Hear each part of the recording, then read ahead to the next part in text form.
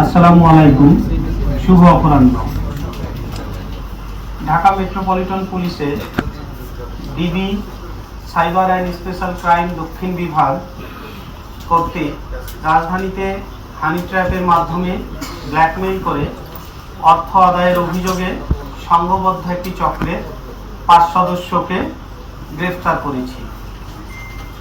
গ্রেফতারকৃতরা হল মোহাম্মদ আনোয়ার হোসেন, বদিউজ্জামান শাহিন, মরিয়ম, শাহাদাত হোসেন, উর্মি বেগম।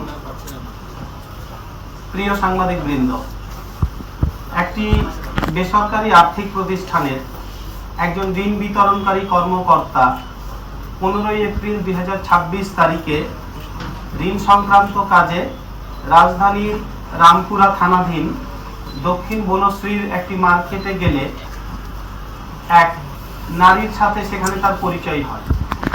সেই নারী ঋণ গ্রহণে আগ্রহী বলে তার কাছে নিজের পরিচয় দেয় এবং এই ভুক্তভোগীর কাছ থেকে তার একটা ভিজিটিং কার্ড নেয়।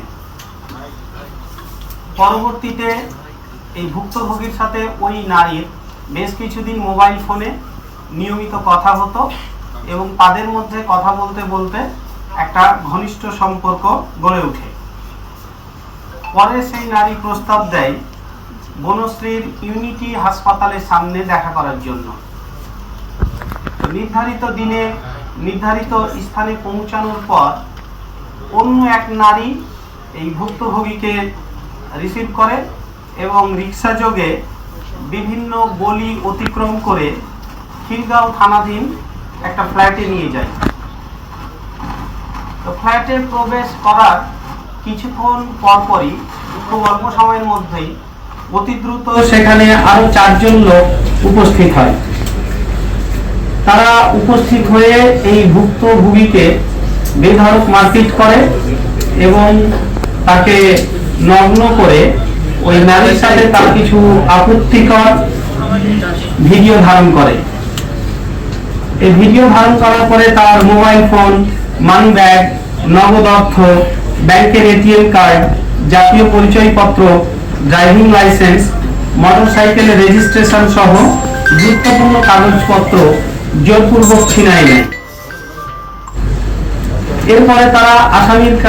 এরপরে আসামিরা ভুক্তভোগীর কাছে 3 লাখ টাকা চাঁদা দাবি করে এবং তার ব্যাংক হিসাব থেকে বিকাশ এবং উপায় অ্যাপ্লিকেশনের মাধ্যমে মোট 1,10,000 টাকা আত্মসাৎ করে।